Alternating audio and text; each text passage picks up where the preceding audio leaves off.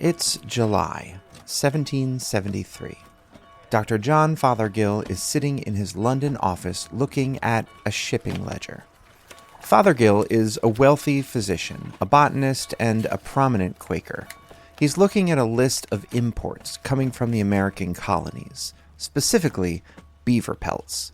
Tens of thousands of them, shipped across the ocean to be turned into high-fashion hats for wealthy Europeans.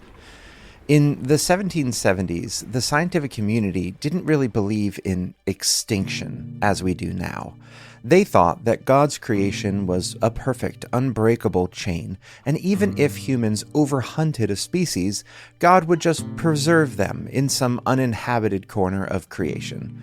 It was what helped colonial industrialists to sleep at night. But Fothergill does the math, and he realizes the terrifying truth.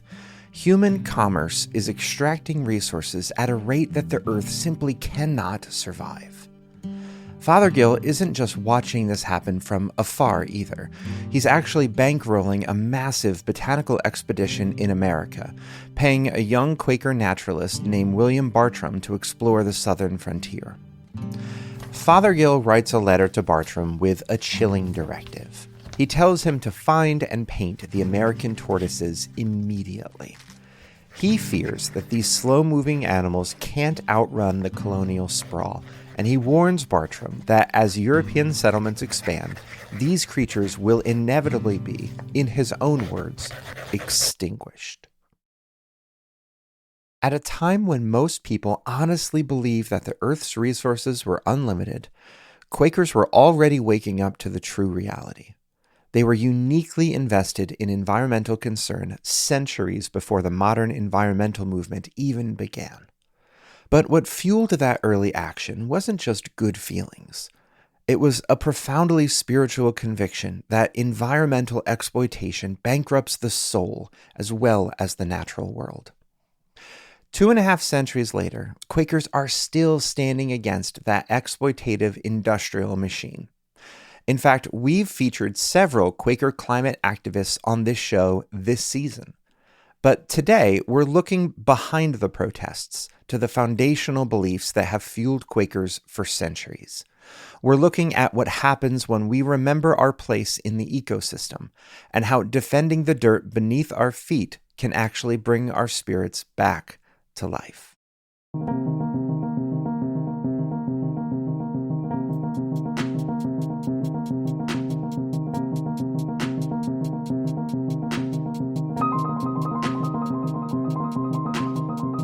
The Quaker Podcast. Story, spirit, sound. Welcome to the Quaker Podcast. I'm Zach Jackson. We're nearing the end of our third season, a season we've dedicated to telling stories of Quaker prophetic witness. Over the last several months, we've shared stories of incredible political action and climate activism. We've highlighted folks who are putting their bodies on the line to challenge systems of power, both on the streets and in the boardroom. But today, we want to dig into the spiritual and theological roots that support that activism. You know, when it comes to caring for the earth, many of us are far more comfortable talking about the activism than the theology behind it.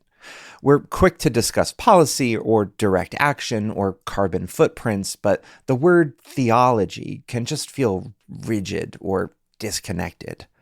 But Christy Randazzo, a theologian and author, says that we shouldn't sell ourselves short. The everyday work of environmental concern isn't separate from our spiritual lives. It's our theology in motion. If you think of what theology is, theos, logos, just wisdom about God. I mean, that's what I hear from every single Quaker who's like over the age of 80. I hear from every Quaker who's over the age of 60, potentially, It's deep wisdom about God. I just don't call it theology because it doesn't sound right. It sounds like what they imagine theology to be as opposed to what it actually is. If you're encountering the inner light, what are you doing? You're encountering the theos in some form. So I would say that if you have a sense of the inner light being more than simply metaphor, you're a theologian. And I would just sort of even add to the framing here that everything that sounds practical and action oriented is itself fundamentally theological. It is the sort of thing of like, do you know that you're breathing until you realize there's no air?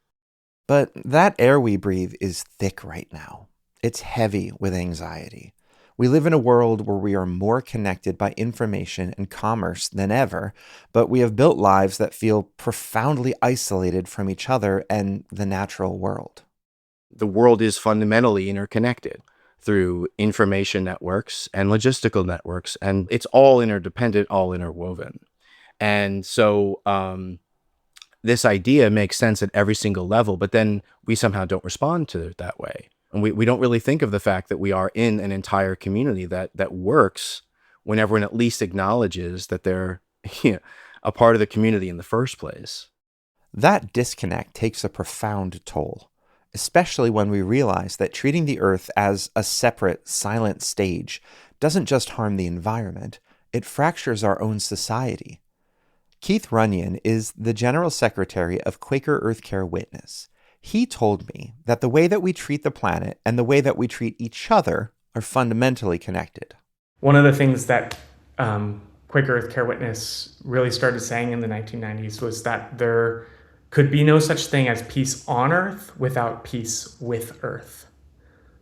That those two things are inseparable. And, if we can't learn to care for our home, this planet, that lack of care for the commons will create the social disarray that continues even in the present moment to drive migration, to drive regional conflicts, to even, as the U.S. military now calls it, it's a threat multiplier to the various geopolitical crises that we see in the present day. If our separation from the Earth is driving this kind of global disarray, how do we find a way forward without being crushed by the weight of it all? Christie says that the answer isn't to look for a better environmental policy. The answer is to remember the oldest, most foundational Quaker truth. I think fundamentally it's going to, again, go back to this idea that really bears, is in many ways the atlas holding up the Quaker theological construct. It does all the work in many ways because it is a statement about the core reality of reality. The divine exists everywhere, in everything, that there is nothing that is beyond the creator. So, everything else kind of stems from that. If we truly take seriously the God's in every human, or the divine's in every human, then over time, this has become now, especially through woman and what have you, that the divine is everywhere. So what that means is that informs all your thinking. And that's, in some sense, the simplest answer. It's also the most frustrating one, because it doesn't actually give you any rules, right? And the idea is that the testimonies can sort of guide us in that direction, sort of how it is expressed and what have you.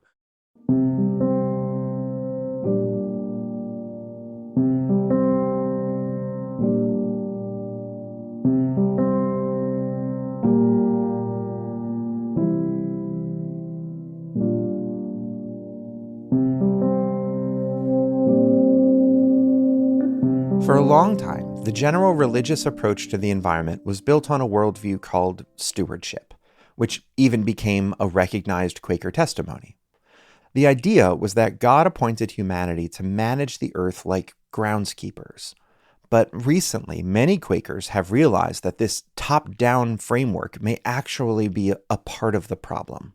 Like around the 90s to aughts, when stewardship, which was sort of the language of the religious left about sort of climate issues, stewardship eventually shifted to more sustainability as we wrestled with the idea of steward being sort of a person above an ecosystem, kind of managing it, as opposed to, like the rest of us, bobbing in the ocean.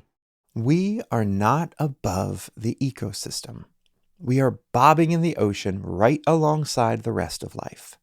And if that's true, then our theology has to adapt along with it. It has to grow from the ground up, starting with our own physical reality.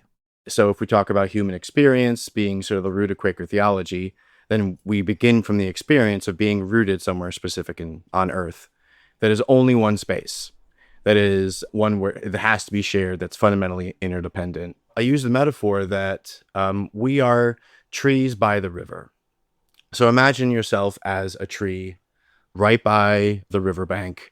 You're in a grove of trees. You're in this sort of, this whole nest community of trees.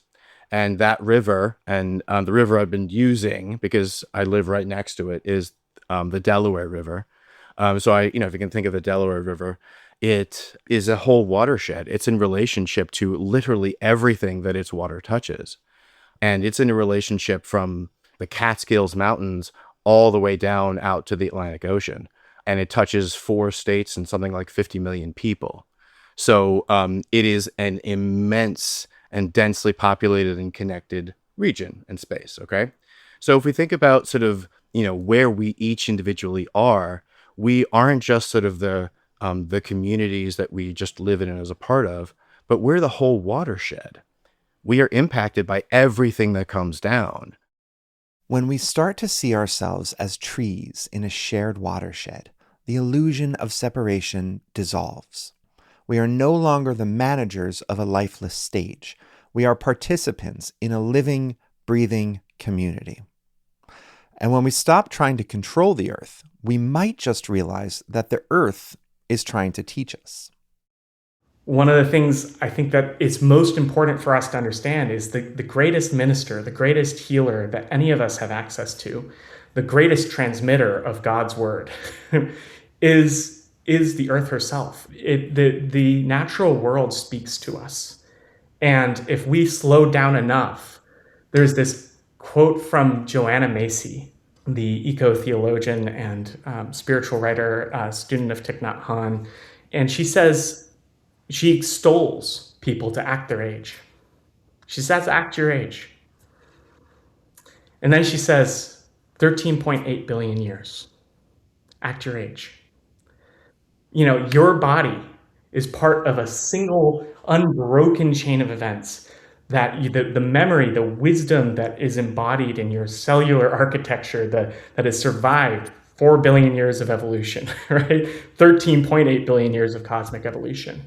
There's a wisdom that we have access to that's in us and in the land and in the waters.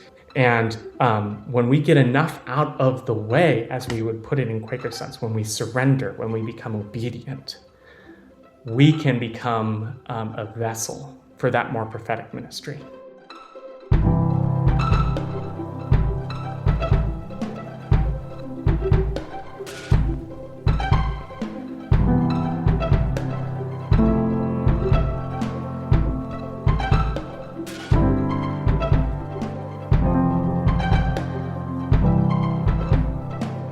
When you tap into a timeline that vast, the frantic pace of the present moment begins to soften. You stop demanding immediate total victory, and you start looking at the long arc of history. You learn to embrace what Keith calls holy failure. I think that it's really important that we reckon with holy failure. That when we look at individuals like Christ, or even like Gandhi, or like King, most of them did not achieve, and none of them achieved what they wanted to achieve in their lifetime, right? In fact, usually dramatically less than. Like Gandhi's like, I want Hindu-Muslim unity, the return of these, small, local economies where people are weaving their own clothes, right? All of these different things. You look at India today, it's not even close to what Gandhi had in mind, right? You look at Christ and, most of his followers thought, we're going to bring heaven to earth and we're going to this is the new king, the Messiah that's going to do this. And then he dies this, death on the cross. And I think that there's something really deeply important in knowing when you're playing the politics of time or the politics of eternity, as Bayard Rustin would have put it in his 1953 pamphlet for American Friends Service Committee, Speak Truth to Power, that there's the the squabbles of this present day moment, right? And of course, we have a moral obligation to meet those crises head on. But we also have an obligation to be moving from a place that's far deeper and older than the crises of this moment, that whether we're dying on the cross or passing down values to our children or whatever it is, that in attempting to win, we don't become what we're trying to fight against. Playing the politics of eternity. It's a beautiful and necessary surrender, but it leaves us with a difficult reality. If we accept the possibility of holy failure, if we acknowledge that we might not win this fight to protect a livable environment in our lifetimes, how do we keep going without burning out? If the goal isn't to win, what exactly are we doing when we show up for this work? We'll explore that right after this short break.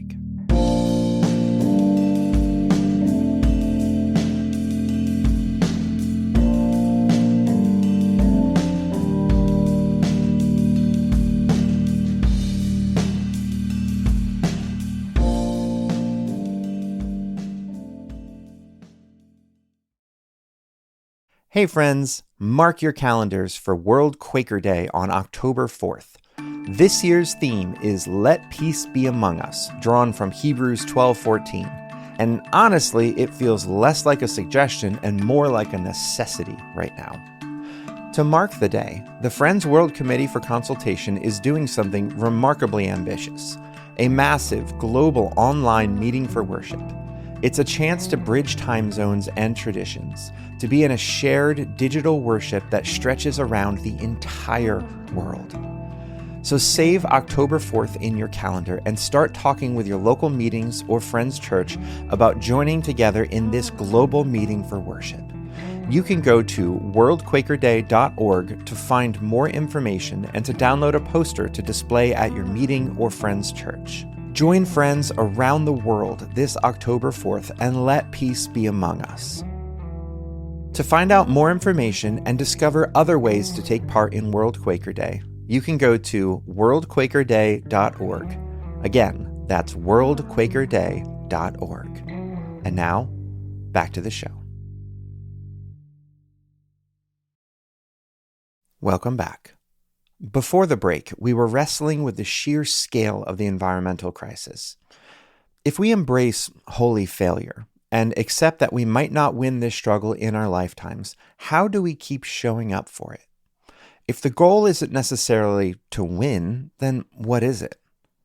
Betsy Torg is a volunteer and board member with Earth Quaker Action Team, or EQUATE. They are a nonviolent direct action group that pressures major corporations to change their climate policies. But Betsy hasn't been a climate activist her whole life. In fact, her way into this work wasn't driven by sheer moral willpower or scientific data. She got involved because of people, specifically her child, who was protesting the Line 3 pipeline in Minnesota.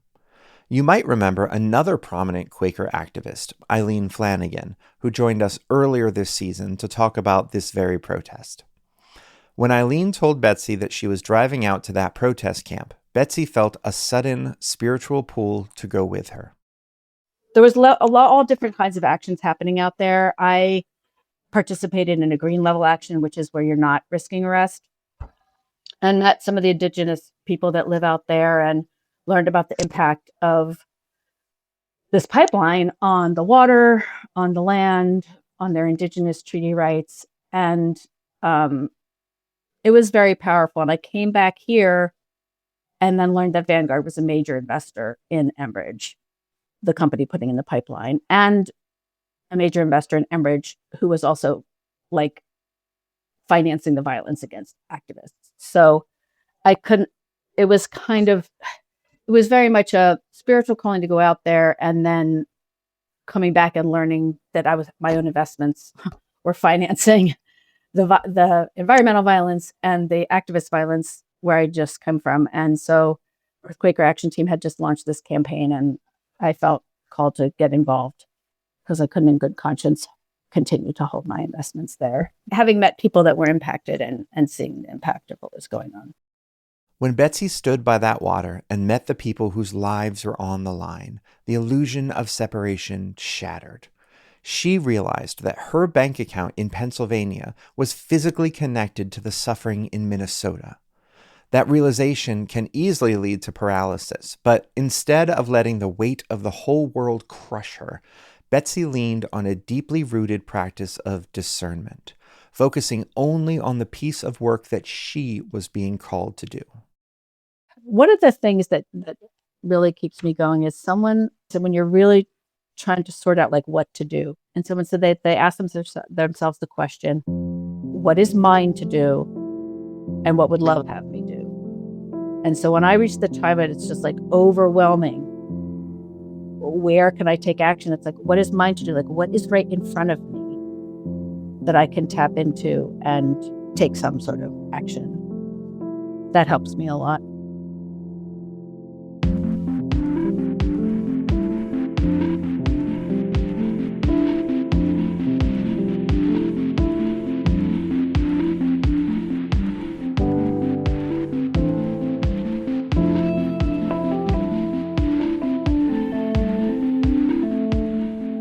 In any healthy ecosystem, different organisms play different roles.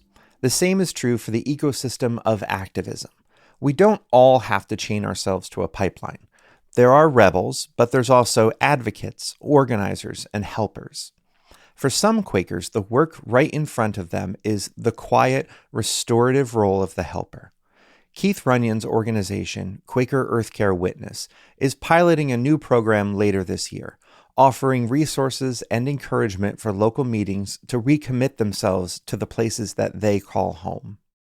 And we're going to be inviting Quaker meetings to make humble earth care action something that's part of our rhythm every year of our lives, that we come together as community, that we share food, that we break bread together, that we sink our fingers in the earth, that we do, each in our own context, forms of local spiritual action where our hands are doing the prayer. And I think the smallest things are worth it. And that should be the root of however we respond to this moment, is to recognize that the smallest things in your life are worth it. How you treat the people around you, the way you show up and greet your garden in the morning, the way that you breathe, the way that you're holding loved ones, holding family, holding friends, creating community. And it's from that rootedness that I think the most powerful ministry emerges. Sinking our fingers into the earth is a humble, necessary act of reconnection. But sometimes what love requires of us is the role of the rebel. When Betsy found her place with Earthquaker Action Team, she learned that disruptive direct action isn't just a political strategy. It can also be a profoundly spiritual public witness. It's a way to physically live out the Quaker theology that God is in everyone and everything. Betsy experienced the power of this communion when Equate held a silent meeting for worship on the sidewalk in front of the house of Vanguard's former CEO. I don't know how that sits with all Quakers.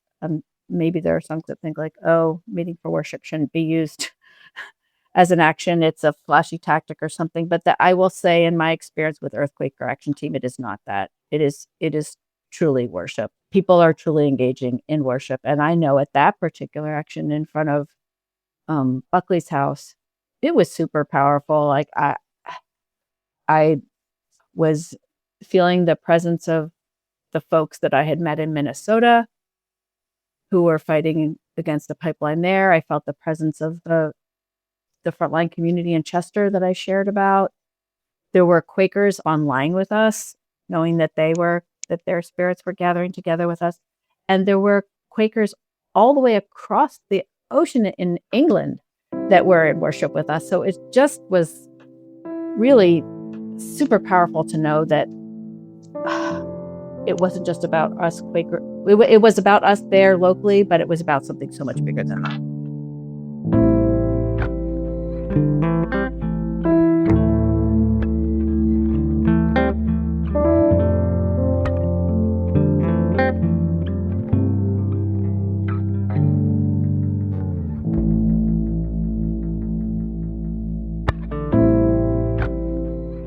Betsy sat in silence on that pavement, she wasn't just an individual protesting an investment firm.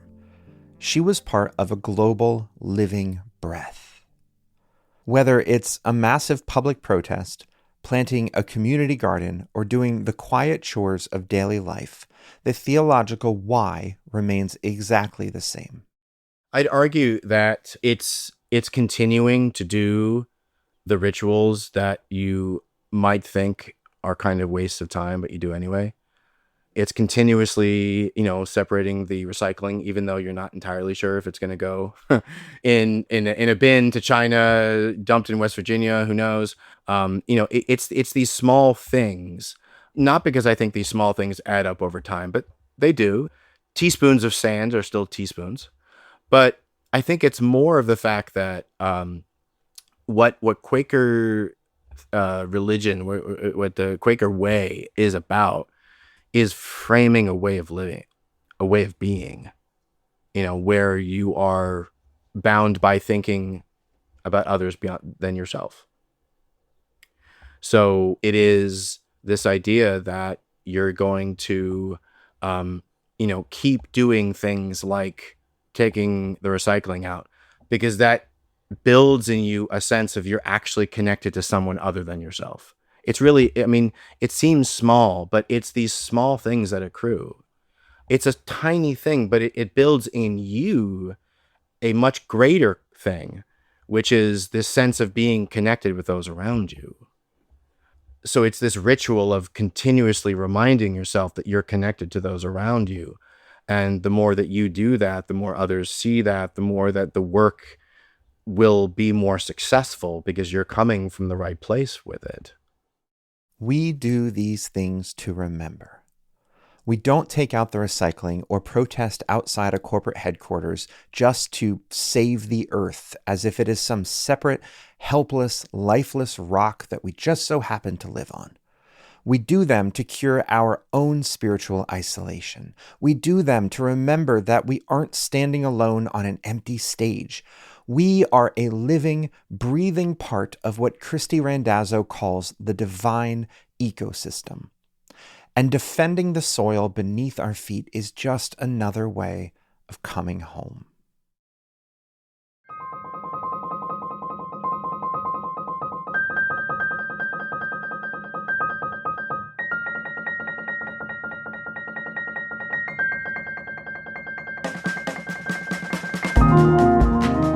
Thank you for listening. And thank you to our guests, Christy Randazzo, Keith Runyon, and Betsy Torg, for sharing their wisdom and their witness. For discussion questions, a transcript of today's episode, and perhaps some quiet inspiration on what is yours to do today, make sure you check out QuakerPodcast.com. This episode was hosted, produced, and edited by me, Zach Jackson. John Watts wrote and produced the music. The Quaker Podcast is a part of The Quaker Project. We are a nonprofit Quaker media organization dedicated to giving Quakerism a platform for the 21st century. If you feel led to support this ministry of storytelling and to help us keep these conversations alive, please consider becoming a monthly supporter. You can go to QuakerPodcast.com and click support in the top right corner. It takes less than 5 minutes, and we truly appreciate it. Friends, as you move through the world today, may you notice the infinite connections between all living things. May you be firm and rooted, knowing your role in this divine ecosystem, nourishing and being nourished. May your acts of kindness be a reminder of this holy interdependence, and may your life be a prayer of peace. And now, your daily Quaker message as read by Susan Majimbo. Josephine Moffat Benton, 1947. I believe that every piece of daily work can be done as a sacramental act. It is not too difficult to pray on one's knees as the floor is scrubbed. Wash me, O Lord, as I wash this floor. Awakening from sleep can be woven into a beginning prayer for the day. As I stretch my body and limber my joints for the day's tasks, Thou, O Lord, make my spirit supple and ready to accept whatever the day may bring. Prayers so brave can run through all the day's activities. They can be simple, symbolic, spontaneous, based upon the needs and acts of the day.